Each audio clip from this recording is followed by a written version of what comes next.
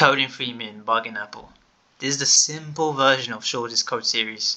If you need some challenges, please try the challenge version. Task: find out B bug in a lot of A Apple.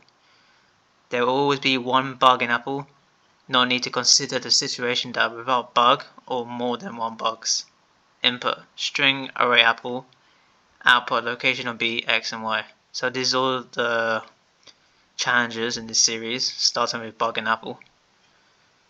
And I'm not going to do Python, I'm going to use JavaScript. So let's start.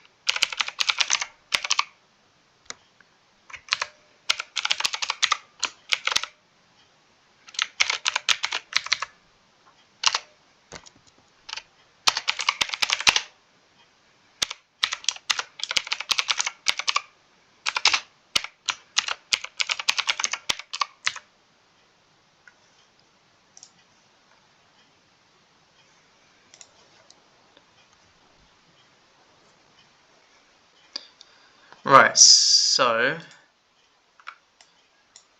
the SC function takes an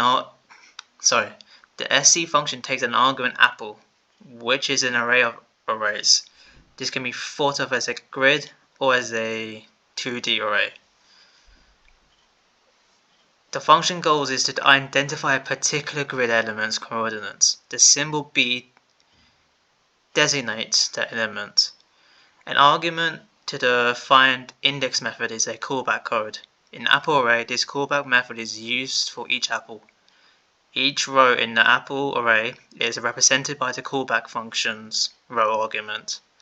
The current row is examined to see if the letter B is present using the includes technique. The findIndex method then gives the row's current index if that is the case.